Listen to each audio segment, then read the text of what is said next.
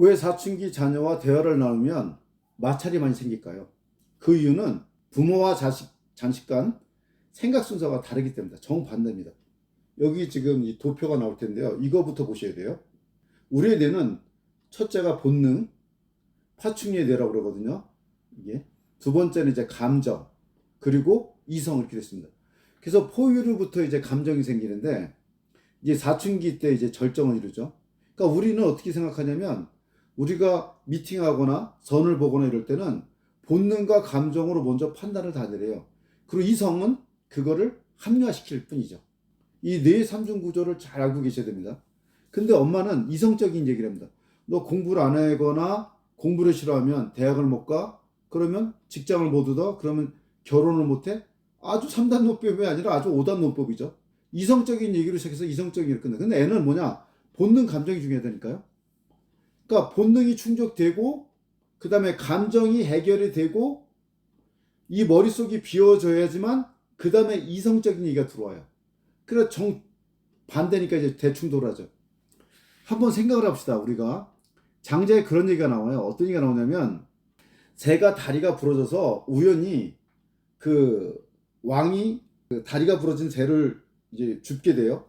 그래서 새를 위해서 맛있는 연회를 자주 열어줘요. 그래서 예쁜 무희가 춤도 추고 그 다음에 고기 반찬도 주고 그랬는데 어떤 일인지 왕이 지극정성하는데 새가 그냥 시름시름 앓다 죽어요.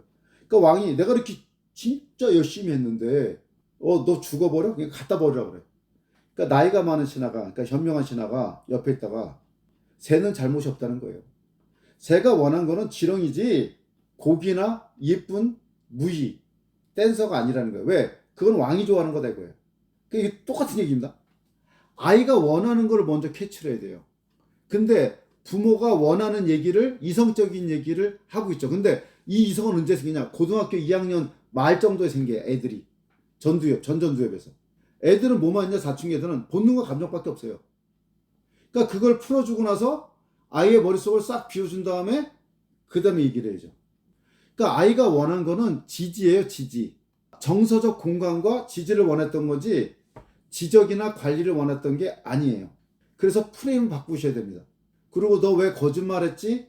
이런 얘기 하시면 안 돼요. 왜냐하면 우리의 뇌는 삼중구조로 되어 있고요. 그리고 쾌락추구, 거짓말쟁이, 게으릅니다. 제가 그 강의마다 얘기를 계속 합니다. 쾌락추구, 거짓말쟁이, 게으름뱅이라고. 그러니까 애가 게으르다, 거짓말 시킨다, 이건 인간의 본성이에요. 엄마도 마찬가지입니다.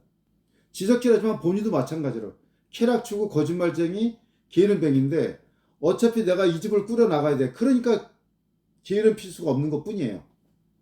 남 탓하고 핑계대고 자기 합리화시키죠. 그렇기 때문에 아이의 뇌구조를 정확히 알고 얘기를 해야 돼요. 얘가 빠져나가? 물증을 확보해 놓고 얘기를 해야 돼요.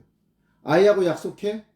그러면 문서화시켜서 서명을 받든지 녹음을 해야 됩니다. 왜냐하면 아이들은 아까 그랬잖아요. 쾌락추구, 거짓말쟁이, 게으름뱅이라고. 그 자리만 벗어나면 돼요. 그리고 기억을 왜곡시킵니다. 그게 사람이에요. 그러니까 자기가 속이고 싶은 게 아니라 기억을 왜곡시킨다니까. 내가 언제 그랬어? 이런 얘기 나옵니다. 그러니까 아이의 뇌구조하고 그걸 정확히 알고 시켜야지만 문제가 해결됩니다. 그러니까 어머니의 감정을 풀기 위해서 애하고 다툰다? 이건 죄악입니다. 왜 죄악인지 얘기해 줄게요. 우리가 공부를 잘하려면 이 해마가 이제 단기 기억입니다. 이게 장기 기억으로 가면 이제 전두엽에 다 저장되어 있죠. 그러면 이 해마 옆에 뭐가 있냐? 편도체가 있어요. 편도체는 감정을 주관합니다. 애가 화가 났거나 기분이 안 좋으면 이 편도체가 확장을 해요. 그럼 해마가 찌그러들죠. 여러분 똑같습니다. 누구한테 싸대기를 한 대 맞았어. 지금 갑자기 교통사고 나서 누구한테 되게 혼났어. 된통. 지금 싸우는 중이야. 감정이 안 좋아. 공부가 됩니까? 안 되죠. 그러니까 엄마는 계속해서 지적질하고 잔소리해. 그러니까 전화가 오는데 엄마가 딱 떠. 전화번호가 안 받죠. 왜? 좋은 얘기 안 들을 거거든. 그러니까 오히려 내가 사랑하는 자식이 나를 피하게 만들 수가 있어요. 그럼 차분히 마음을 내놓고 차분히 생각해봅시다. 어떻게 되죠? 프레임을 바꾸셔야죠. 다시 한번 설명합니다. 엄마는 이성적인 얘기부터 해요. 하지만 아이는 본능과 감정이 먼저라는 거. 남편도 마찬가지입니다. 그리고 아이의 뇌는 쾌락추구, 거짓말쟁이, 게으름뱅이고 이 자리만 모면하려고 그래요. 그래서 약속을 하면 반드시 뭐래요? 문서화시키라고요. 그리고 안 지키면 거기에 벌칙이 들어가야 되고 페널티가 들어가야 됩니다. 그대로 이행하셔야 돼요. 이행하지 않으면 일관성이 없잖아요. 그럼 안 지킵니다. 법이란 게 그래요. 공권력의 행사가 안 되잖아요. 그럼 안 지킵니다. 누구나 그렇습니다. 그러니까 아이의 뇌 속에 이걸 어기면 이런 행동이 100% 들어간다. 이게 바로 행동, 교정, 육아고 손흥정님이 손흥민 키운 방법이 바로 이 방법입니다. 단호할 땐 단호해야 돼요. 부모는 애하고 친구가 될 수 없어요. 왜 안 되냐? 단호하게 고쳐줘야 되기 때문에 친구가 될 수 없는 겁니다. 그래서 손흥정 님이 말씀하잖아요. 친구라는 부모가 친구다? 그거는 직무유기라고. 정확한 말입니다.